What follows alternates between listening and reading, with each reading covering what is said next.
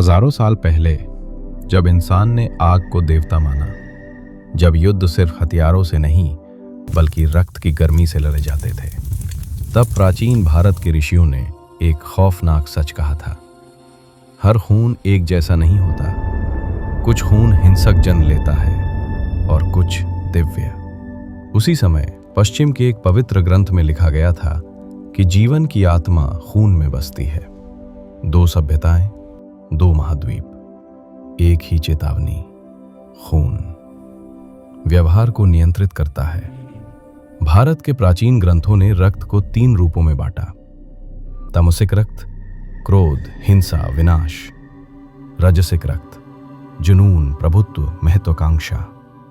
सात्विक रक्त, शांति, करुणा, दिव्यता। ऋषि कहते थे कि व्यवहार मन से नहीं बनता, मन से पहले खून से बनता है। और अब विज्ञान उसी प्राचीन सच को पकड़ रहा है।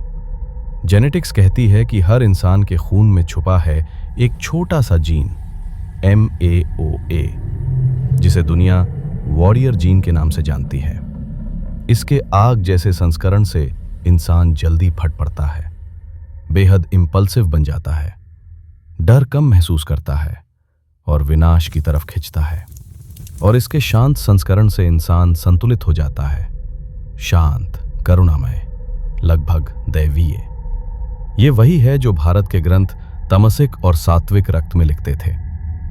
न्यूरोसाइंस बताता है कि आपके खून में बहता कॉर्टिसोल, एड्रेनलिन, डोपामीन, सेरोटोनिन आपके बिहेवियर की पूरी स्क्रिप्ट लिखते हैं।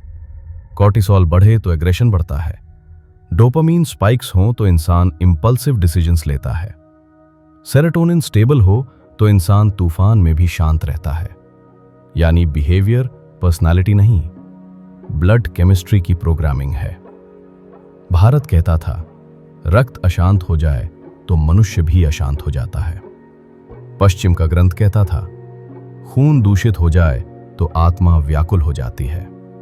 नाम अलग थे, डर एक ही था।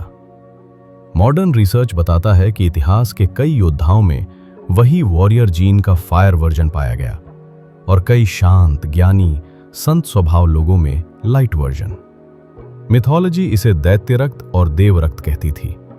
साइंस इन्हें एग्रेसिव अलील और काम अलील कहता है, लेकिन दोनों एक ही सच कह रहे थे।